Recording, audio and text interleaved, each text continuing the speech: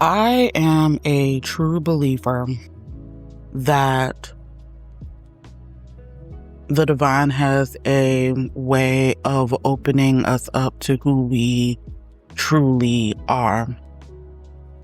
And some of the ways that we open up to our divine nature is through ordinary situations, serving as openings or new opportunity, rather, for us to get closer to our true selves. So yesterday, I attended my first spiritual fair expo, and the experience was super mundane. I went to this fair because I wanted to be around more spiritual community. I wanted to meet new people, and I had originally planned on setting up at this fair, but I wanted to experience the environment first before I decided that I wanted to be in a participant role. So a couple of situations that occurred that led me to me coming closer to who I am innately. And this is what I look at as magic in the mundane, because when I decided to go to this event, I asked my older cousin, to go with me like 2 weeks ago. And it was really because I didn't want to go, alone. And hell, I'm a single mama. I don't go nowhere like that anymore. So I'm always in mama mode. And it was just an opportunity to get out of the house. So there were a couple of situations that happened that led me to me understanding more, probably not the whole story, but just a piece of it, of who and the energy that I'm meant to carry. So when I went to this fair, the first creator that I ran into, she was a young lady, and I will say that, I already kind of prepared that I was going to be one of the oldest people there and actually interested in the spiritual pieces and things of that sort. So the creator she couldn't have been no more than 21, and she was on her phone, wasn't really paying attention, and her first response when she looked up was just very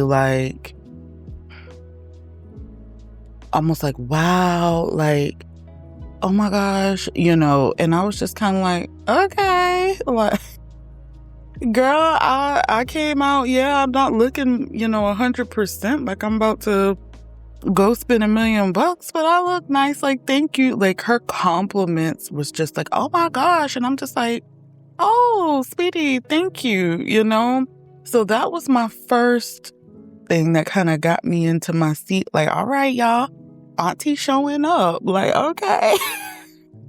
So then I paid for a reading with a young lady, and this was a past life reading. And in the reading, she told me some information that I already was aware of, past life of spiritual work and being a type of spiritual authority and things of that sort, which was beautiful. But after that, she ended up she said a statement that clung on to me, where she said that it was healing for her to read for me. So again, I'm like, okay, I'm like, all right now, let's get it. Like, this is beautiful. And then the third thing was, after that reading, I stepped to the side as I wait for my cousin to finish her reading. And there is a young fella who couldn't have been no older than 20, 23, 24, standing to the side. And he proceeds to talk to me. I didn't even notice he was there. And he starts to ask me questions about the fair itself. He starts asking me metaphysical questions, and I find myself teaching him about what I use my spiritual tools for and things like that. It was beautiful. And I say all that to say is that when we have these ordinary experiences, there's magic sprinkled all up and through them. Because to me, these 3 different instances led me to understand that I am now in a position of what I call auntie status, spiritual auntie status. I am a millennial. A lot of the spiritual community where I live, they're young. And if there are elders, they're not as open. And so, especially in the metaphysical space, and I really felt like I'm moving towards that elder status, but it felt good to be able to hold space and to share my knowledge and to share like my openness and what I use certain tools for. So like when I mentioned the young man, he asked me, what do I use crystals? Like, what do you use crystals for? And so I told him what I use it for me. I told him that I meditate with them. I told him that sometimes I'm holding them as I pray.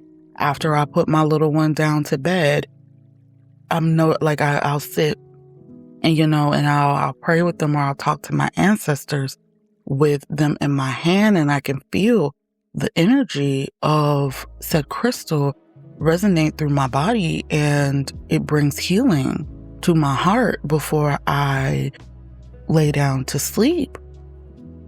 And so he was like, wow. And I told him, I said, we are of the earth and crystals are from the earth.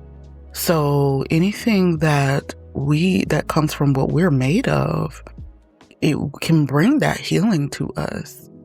And he just kind of looked in awe like, wow, she's right. And the thing was, I wasn't even trying. And so I just sat back yesterday, last night, and today and thought about how these 3 instances, how people are now responding to my presence, and how I am focusing on embodying and becoming rather than performing. And so I bring the same message and knowledge to you guys. Notice those small things. Notice how people are responding to your presence, and try your hardest to spend time and attention on embodying who you are trying to become. And that will lead you towards where Spirit is trying to call you to be. And they're mostly going to happen in ordinary situations. Sometimes it can be big old things that happen, and it's Spirit trying to call you towards that space, like a couple of life, changing things that happened for me that led me closer and closer to my divinity, becoming a mother, period, going through postpartum depression, becoming a single parent, becoming a leader at a young age in corporate. Like, all of these things Spirit was trying to have these ordinary situations turn to bring something out of me that I had not yet recognized in myself. And so I offer the same wisdom to you. Be sure to look at those things, those life transitions, those thresholds where it's like, oh my gosh, I can't believe that happened to me. That was so horrible. Nah, boo. That's wisdom. Who was Spirit calling you to be when said situation happened? What was the change that Spirit was calling for?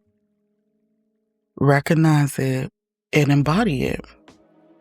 So to close, I pulled the guidebook from the archetype deck that I have from Caroline Myss.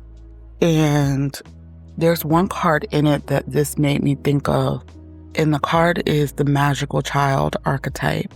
And so a couple of the points for that card, it describes the magical child as someone who sees potential for sacred beauty in all things, also someone who embodies wisdom and courage in the face of difficult circumstances, and finally, this archetype is described as someone gifted with imagination and belief that everything is possible. And so with that, I say to you, do not be afraid to embody that magical child.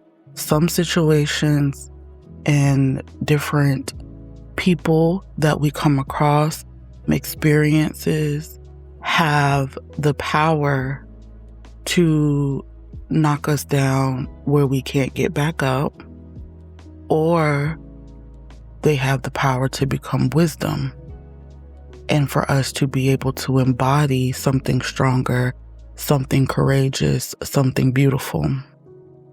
So I hope this helps you. Let me know in the comments if you've experienced ordinary situations that have opened beautiful opportunities for you to connect to your divine self. All right. I love you.